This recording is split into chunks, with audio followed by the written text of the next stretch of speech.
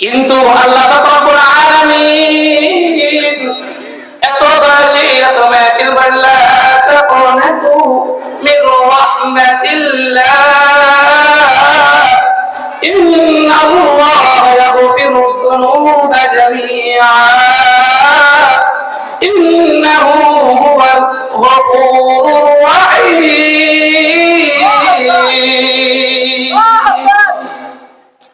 আল্লাহ পাক বলেন শয়তানের ধোঁকায় পড়ে গিয়েছো, এখন পানির মতো টলটল করতেছো, কুচুর পাতার মতো পানির মতো নড়াচড়া করতেছো না বাবা না। এখনো সময় আছে। আল্লাহ পাক রব্বুল আলামিন বলেন লা তাকুনাতু মির রাহমাতিল্লাহ, আমি আল্লাহ পাক রব্বুল আলামিনের রহমত থেকে নিরাশ হবে না। ইন্নাল্লাহ ইয়াগফিরু যুনুবা জামিআ ইন্নাহু হুয়াল গফুরুর রাহিম।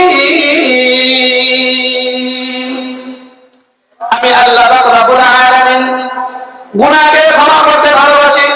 বান্দার চাওয়া হচ্ছে গুনাহ করতে ভালোবাসে। আল্লাহ তাআলার সিফাত হচ্ছে আল্লাহ ক্ষমা করতে ভালোবাসেন। শুধু তাই নয়, মানুষ মনে করে দুনিয়ায় মোহে পড়ে শয়তানের ধোঁকায় পড়ে আমি এমন পথে চলে গেছি, আল্লাহ আমাকে ক্ষমা করবে না, না বলে না।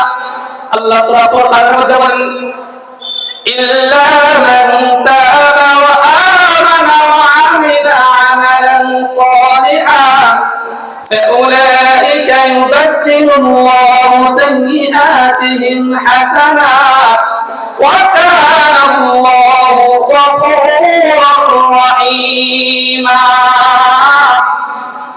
যারা শয়তানের ধোঁকায় পড়ে গুনাহ করতে করতে নয়রাশ হয়ে গেছে, পেরেশানি হয়ে গেছে, আল্লাহ পাক রব্বুল আলামিন বলেন যারা তওবা করবে, শয়তানের ধোঁকায় পড়ে একবার অন্ধকার হয়ে গেছে কিন্তু জানতে পারছে আমার মালিক একজন আছে, মালিক আছে বলে মালিককে স্মরণ করে, ওগো আল্লাহ,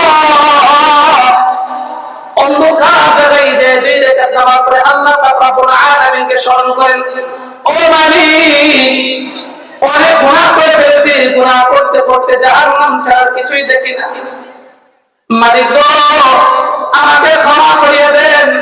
আল্লাহ পাক রব্বুল আলামিন শিক্ষক হয়ে এই কথাটাই বলেন ইল্লা মান তাবা ওয়া আমানা ওয়া আমিলা আমালান সালিহান ফাউলাইকা ইউবাদদিলুল্লাহু সাইয়্যাতিহিম হাসানাত ওয়া কানা আল্লাহু গফুরুর রাহিম।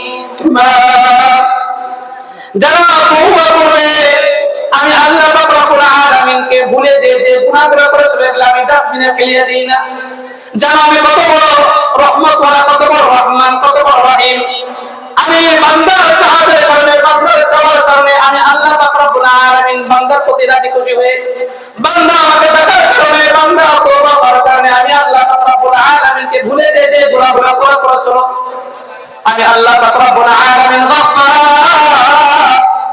আমার গফফার নামের ওসিলায় তার तमाम গুনাহগুলোকে আমি সওয়াব দ্বারা পরিবর্তন করে নেকে পরিবর্তন করে দিলাম। সুবহানাল্লাহ।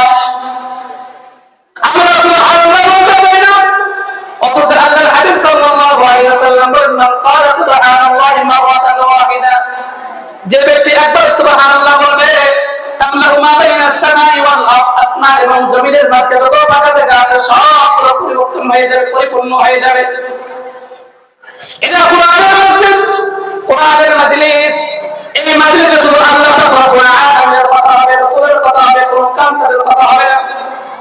অনেক জায়গায় দেখা যায় মানুষ বেহায়া ভাবে চলে, অন্যায় ভাবে চলে, মানুষ ভালো হয় না, কিন্তু কোরআনের মাজলিস, কোরআনের কথা হবে। জান্নাতুল হাফিজিয়া মাদ্রাসা থেকে অসংখ্য হাফেজ কোরআন বিদ্যুৎ বের হচ্ছে, সম্মানিত আসার যারা পিছনে বসে আছেন, যার চেষ্টা কষ্ট মেহনতের কারণে আজকে এই জায়গাতে বসে আছি বাবা, পিতা মাতার দোয়া, ওস্তাদের দোয়া, যিনি আমাদের সাথে করে দাঁড়ানি পড়েছেন, নামাজে ঠেলে দিয়েছেন, কত পরিশ্রম কষ্ট বোঝানো করেছেন। আল্লাহ রাব্বুল আলামিনকে সাক্ষী রেখে বলে কসম খেয়ে বলে আল্লাহ আমাদের কসম, ওই ওস্তাদের জন্য দোয়া করা আমার জন্য কর্তব্য, আমি দোয়া করি। আপনাদের প্রতি উদারত আহ্বান, জান্নাতুল হাফিজিয়া মাদ্রাসা আছে, আলেম হতে বলেন নাই, শয়তান সন্তানকে হাফেজ করতে চলে যাবেন, রাসূলের দরবারে চলে যাবেন, ওস্তাদের কাছে দোয়া নেবেন, বলবেন হুজুর আমি আলেম হতে পারি নাই, আমার সন্তানটাকে তুলে দিলাম, হাফেজে কোরআন বানাবেন। আল্লাহ রাব্বুল আলামিন যদি কবুল করেন, এই সন্তানটা আপনার একজন হাফেজে কোরআন হবে, আলেম হবে, মুফতি হবে, মুহাদ্দিস হবে। এরকম ভাবে আরো অসংখ্য মানুষদেরকে দ্বীনের কথা বলবে, বুঝাবে। আপনাদের প্রতি উদারত আহ্বান, এই মাদ্রাসার প্রতি দৃষ্টিপাত করা, মাদ্রাসার প্রতি লক্ষ্য রাখা। জান্নাতের বাগান যেভাবে কায়েম করেছে, আপনার সন্তান জান্নাতের বাগানে এরকম ভাবে কথা বলতে পারে।